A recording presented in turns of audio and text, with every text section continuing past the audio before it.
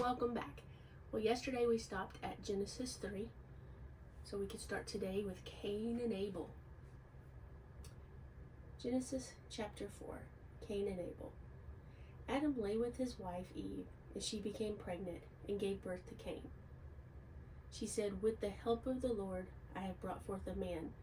Later, she gave birth to his brother Abel. Can you imagine? You've never experienced anything or understood or knew anything about birthing a child, and then you go say, "Hey, with the help of the Lord, I brought forth a man." Now Abel kept flocks, and Cain worked the soil. In the course of time, Cain brought some of the fruits of the soil as an offering to the Lord, but Abel brought fat portions from some of the firstborn of his flock. The Lord looked with favor on Abel and his offering, but on Cain and his offering he did not look with favor. So Cain was very angry, and his face was downcast. Then the Lord said to Cain, "Why are you angry? Why is your face downcast? If you do what is right, will you not be accepted? But if you do not do what is right, sin is crouching at your door. It desires to have you, but you must master it."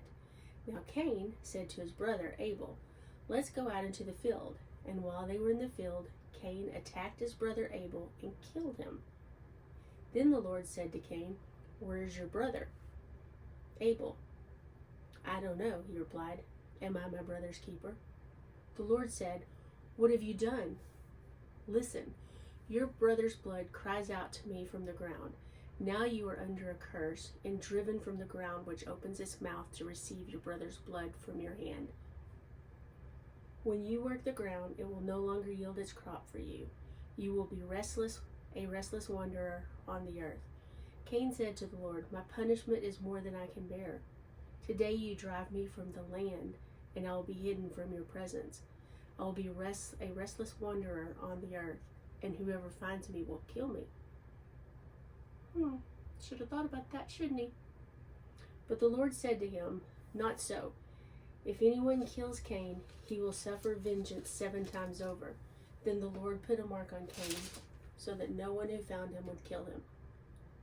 So Cain went out from the Lord's presence and lived in the land of Nod, east of Eden. Cain lay with his wife, and she became pregnant and gave birth to Enoch. Cain was then building a city, and he named it after his son Enoch. To Enoch was born Irad, and Irad was the father of Mehujael, and Mehujael was the father of Methuselah. And Methuselah was the father of Lamech. Lamech married 2 women, one named Adah and the other Zillah. Adah gave birth to Jabal. He was the father of those who live in tents and raise livestock. His brother's name was Jubal. He was the father of all who play the harp and flute. Zillah also had a son, Tubal-Cain, who forged all kinds of tools out of bronze and iron. Tubal-Cain's sister was Naamah. Lamech said to his wives, Adah and Zillah, "Listen to me, wives of Lamech. Hear my words. I have killed a man for wounding me, a young man for injuring me. If Cain is avenged 7 times, then Lamech 77 times." Adam lay with his wife again, and she gave birth to a son and named him Seth, saying, "God has granted me another child in place of Abel, since Cain killed him." Seth also had a son, and he named him Enosh. At that time, men began to call on the name of the Lord. Genesis 5, from Adam to Noah. We're just going to keep going no matter how much I butcher the names. This is the written account of Adam's line. When God created man, he made him in the likeness of God. He created them male and female and blessed them. And when they were created, he called them man. When Adam had lived 130 years, he had a son in his own likeness, in his own image, and he named him Seth. After Seth was born, Adam lived 800 years and had other sons and daughters. Altogether, Adam lived 930 years, and then he died. When Seth had lived 105 years, he became the father of Enosh. And after he became a father of Enosh, Seth lived 807 years and had other sons and daughters. Altogether, Seth lived 912 years, and then he died. When Enosh had lived 90 years, he became the father of Kenan. And after he became the father of Kenan, Enosh lived 815 years and had other sons and daughters. Altogether, Enosh lived 905 years, and then he died. When Kenan had lived 70 years, he became the father of Mahalalel. And after he became the father of Mahalalel, Kenan lived 840 years and had other sons and daughters. Altogether, Kenan lived 910 years, and then he died. When Mahalalel had lived 65 years, he became the father of Jared. And after he became the father of Jared, Mahalalel lived 830 years and had other sons and daughters. Altogether, Mahalalel lived 895 years, and then he died. If I'm saying the names wrong and it says it like 4 or 5 times, that's just sad. Sorry. When Jared had lived 162 years, he became the father of Enoch. And after he became the father of Enoch, Jared lived 800 years and had other sons and daughters. Altogether, Jared lived 962 years, and then he died. When Enoch had lived 65 years, he became the father of Methuselah. And after he became the father of Methuselah, Enoch walked with God 300 years and had other sons and daughters. Altogether, Enoch lived 365 years. Enoch walked with God, then he was no more, because God took him away. When Methuselah had lived 187 years, he became the father of Lamech. And after he became the father of Lamech, Methuselah lived 782 years and had other sons and daughters. Altogether, Methuselah lived 969 years, and then he died. When Lamech had lived 182 years, he had a son. He named him Noah. And he said, "He will comfort us in the labor and painful toil of our hands caused by the ground the Lord has cursed." After Noah was born, Lamech lived 595 years and had other sons and daughters. Altogether, Lamech lived 777 years, and then he died. After Noah was 500 years old, he became a father of Shem, Ham, and Japheth. 500 years old. The flood, Genesis 6. When men began to increase in number on the earth, and the daughters were born to them, the sons of God saw that the daughters of men were beautiful, and they married any of them they chose. Then the Lord said, "My spirit will not contend with man forever, for he is mortal. His days will be 120 years." The Nephilim were on the earth in those days, and also afterwards, when the sons of God went to the daughters of man, and had children by them. They were the heroes of old men and renown.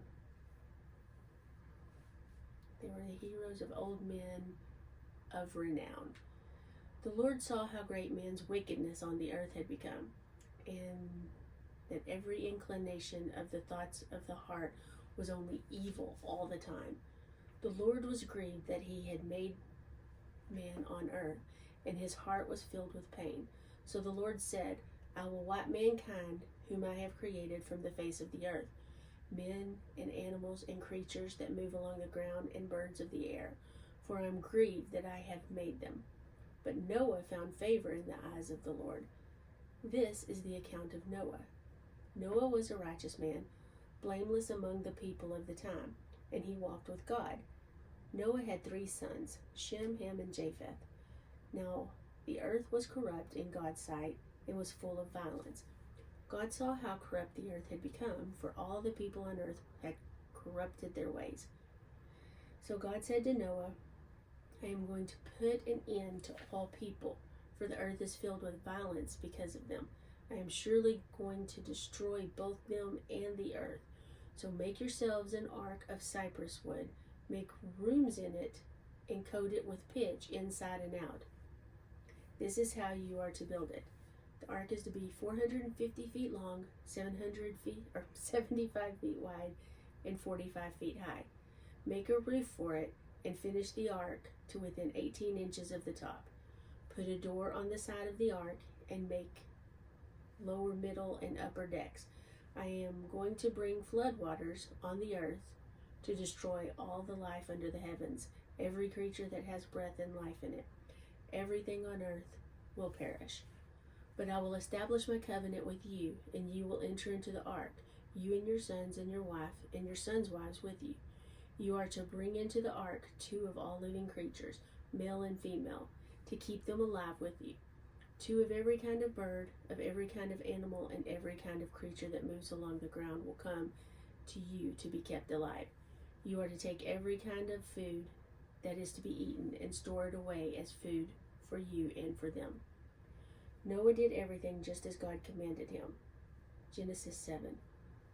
The Lord then said to Noah, Go into the ark, and you and your whole family, because I have found you righteous in this generation.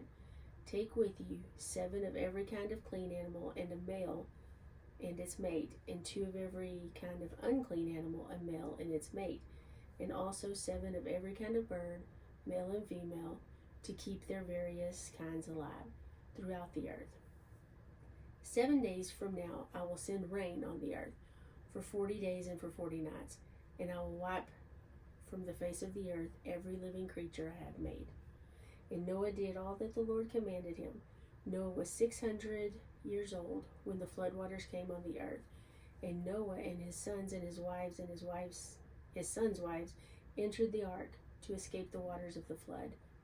Pairs of clean and unclean animals, of birds, and of all the creatures that move along the ground, male and female, came to Noah and entered the ark, as God had commanded Noah. And after the 7 days, the flood waters came on the earth. In the 600 years of Noah's life, on the 7th day of the 2nd month, on that day, all springs of the great deep burst forth, and the floodgates of the heavens were opened, and rain fell on the earth 40 days and 40 nights. On that very day, Noah and his sons, Shem, Ham, and Japheth, together with his wife and his wives, and the wives of his 3 sons, entered the ark. They had with them every animal according to its kind, all livestock according to their kinds, every creature that moves along the ground according to its kind, and every bird according to its kind, everything with wings. Pairs of all the creatures that have breath of life in them came to Noah and entered the ark. The animals going in were male and female of every living thing, as God had commanded Noah. Then the Lord shut him in. For 40 days, the flood kept coming on the earth, and as the waters increased, they lifted the ark up high above the earth. The waters rose and increased greatly on the earth, and the ark floated on the surface of the waters. They rose greatly on the earth, and all the high mountains under the entire heavens were covered. The waters rose and covered the mountains to a depth of more than 20 feet. Every living thing that moved on earth perished, birds, livestock, wild animals, and all the creatures that swarm over the earth. And all mankind, everything on dry land that had breath of life in its nostrils, died.